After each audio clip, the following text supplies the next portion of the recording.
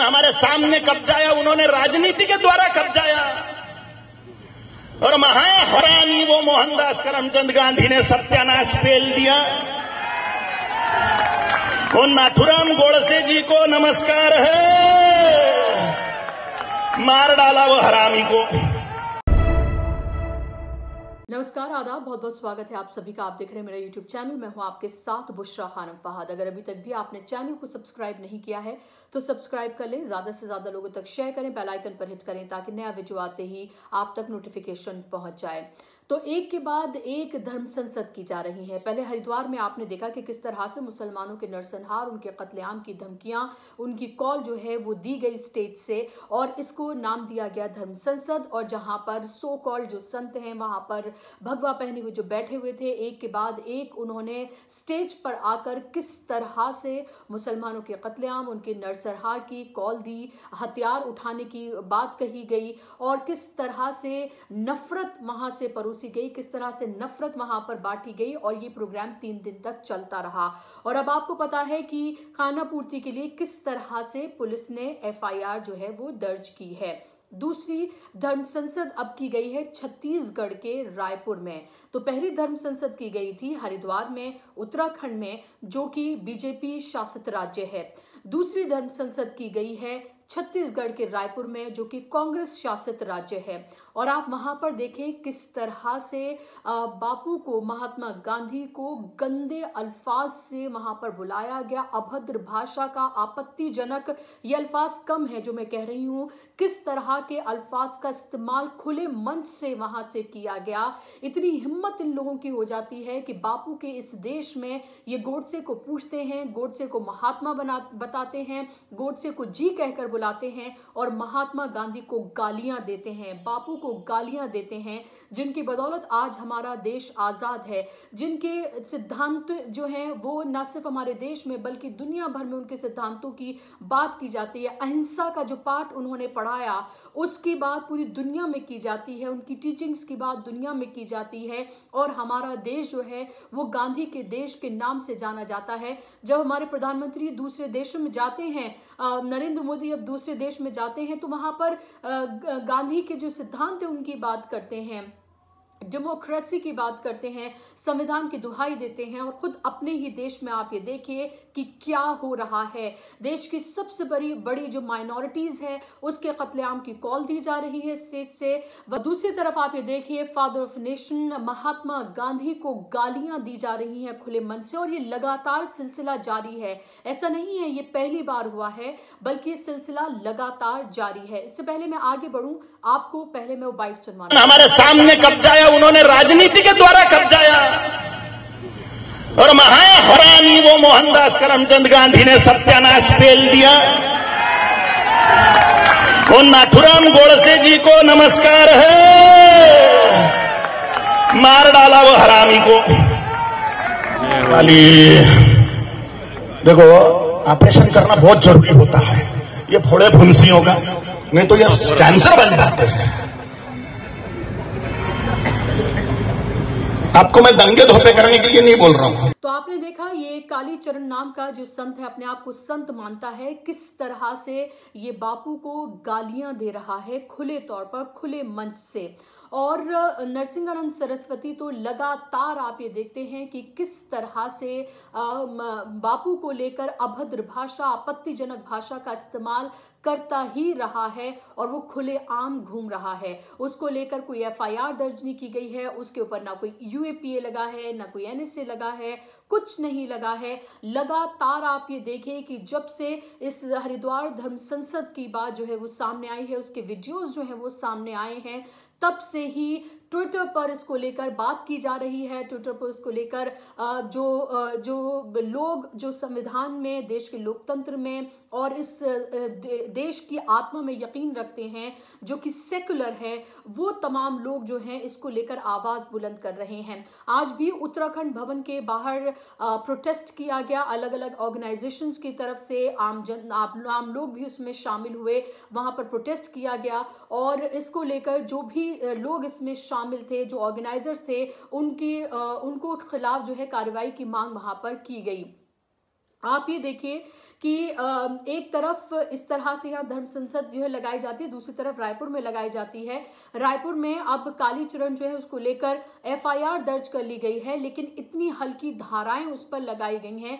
सवाल ये उठता है कि जब राहुल गांधी हिंदुत्व और हिंदुइज्म के फर्क को अलग अलग तरीके से बताते हैं, चाहे ट्विटर के जरिए या फिर अपने बयानों के जरिए, तो जब उनके ही पार्टी के द्वारा शासित राज्य में जब इस तरह की बातें की जाती है, तब इस तरह की धर्म संसद की जाती है, तब उसको लेकर सख्त कार्रवाई क्यों नहीं की जाती है? क्यों इस तरह की धर्म संसद होने की इजाजत ही दी जाती है? हालांकि मैं आपको ये भी बताती चलूं कि इस अंधेरे में एक छोटी सी किरण की तरह आए संत राम सुंदर दास, उन्होंने जब कालीचरण जैसे संत ने महात्मा गांधी को स्टेज से गालियां दी, तो उसी स्टेज से राम सुंदर दास जो हैं उन्होंने आकर कहा कि वो इस धर्म संसद का बायकॉट करते हैं।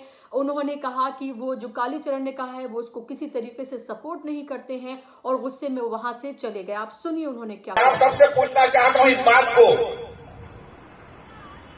कि इस धर्म संसद से, इस मन से जिस बात को कह के कह के यहां से चले गए, अब आप बताइए, उसने तो खुद ताली बजाए थे। क्या महात्मा गांधी सही में गद्दार थे? क्या महात्मा गांधी हरामी थे?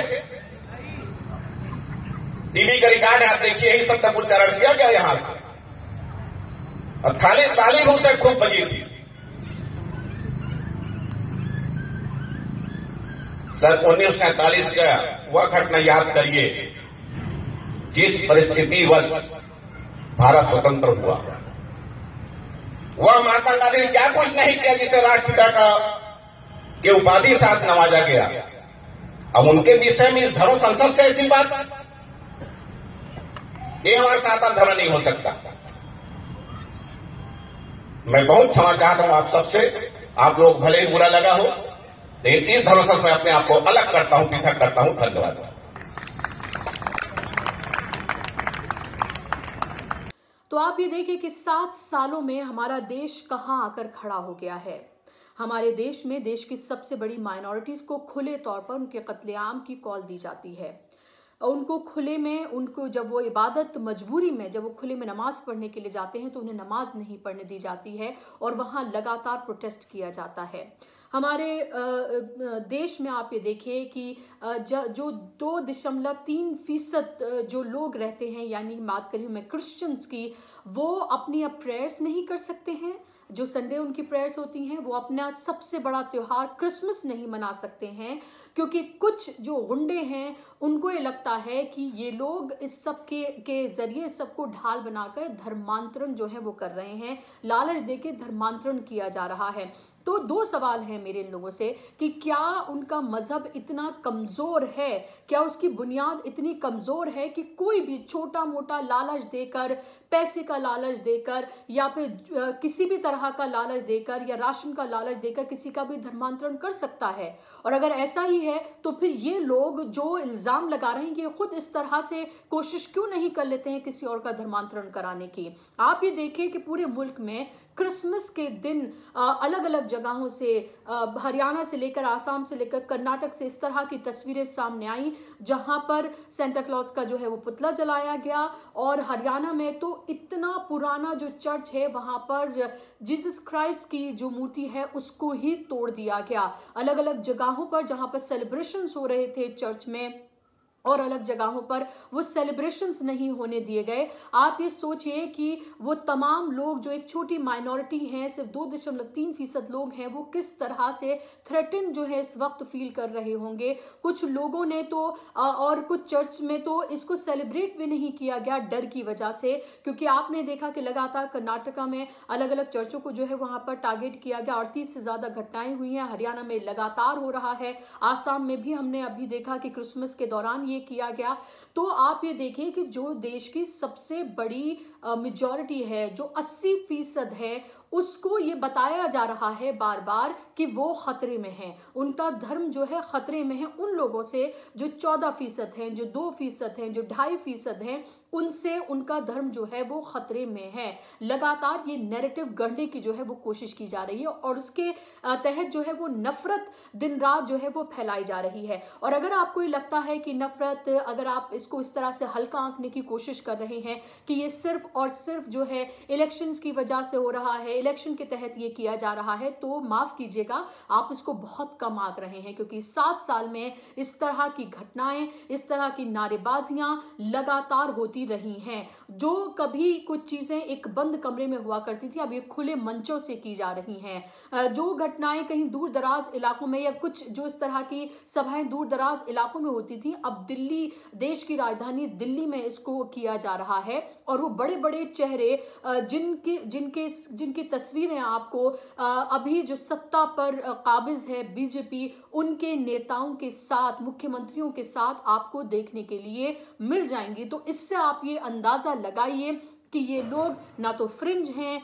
ना ही अभी उठ खड़े हुए हैं, बल्कि बाकायदा तौर पर इनको सत्ता का संरक्षण प्राप्त है। और इसी वजह से इन लोगों की हिम्मत बार बार इस तरह से हो रही है कि ये इस तरह की घटिया बातें कर रहे हैं। इस तरह से ये देश की सबसे बड़ी माइनॉरिटी जो है उसके नरसंहार की कॉल खुले मंच से दे रहे हैं। क्रिश्चियंस को वो उनका त्योहार जो है सबसे बड़ा वो सेलिब्रेट नहीं करने दे रहे हैं, उन्हें उनकी प्रेयर्स नहीं करने दे रहे हैं, मुसलमानों को नमाज नहीं अदा करने दे रहे हैं।